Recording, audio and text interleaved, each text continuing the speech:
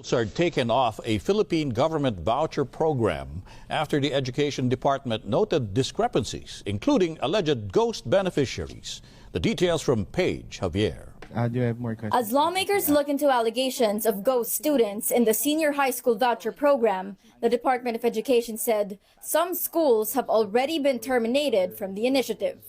Deped Program Officer 3 Attorney Tara Rama made the revelation during the House Committee on Basic Education and Culture briefing on Thursday. Rama said 55 schools have been removed from the program for various discrepancies from 2021 to 2024, while 12 schools remain under investigation. Yung mga schools po na yon, iba't iba po yung kanilang mga findings. Hindi lang po yung sinasabi nating mga students na wala po sa school records or walang class attendance, but also those who are unqualified na mga voucher recipients. Unqualified because they're supposed to apply via the voucher application program, pero hindi po sila nag-apply. The private schools categorize them as automatic grantees. Rama could not give a specific number of alleged ghost students, but said they fall under 4 categories. First, a significant number of absent students during monitoring. Next are beneficiaries billed under a specific school or campus, but attended another school or campus.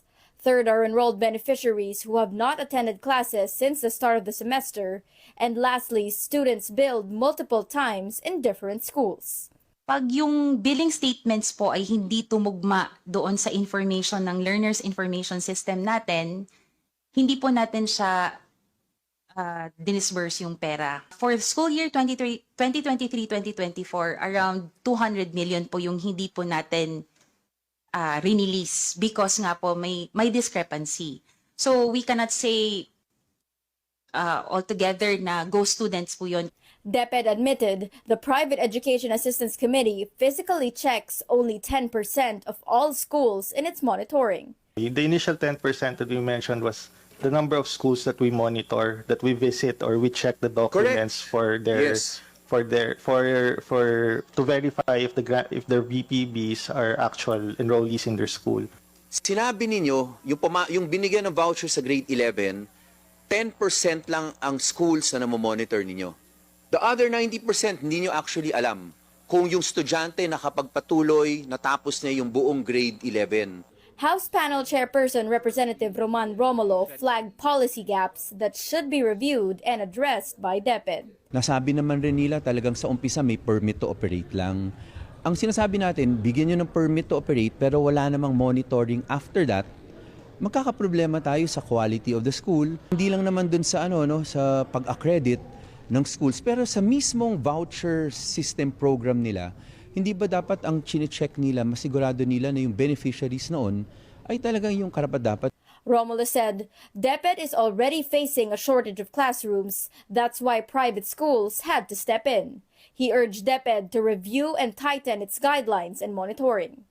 The Deped, for its part, said it is implementing a 5-layer system before billing schools. We do recognize that this is also because there's no sufficient monitoring, because there's also a gap in the guidelines. There's a policy gap also in Deped, and so we'll be amending. We are already in the process of amending Deped Order 88 series of 2010, and included in that is the recognition process po for senior high schools, which will be followed by certification process po with the Private Education Assistance Committee, so that it will be patterned po, same na po with the ESC.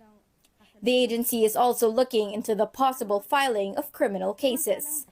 The House panel hopes to get updates and more concrete steps from Deped as it continues the briefing on the issue next week.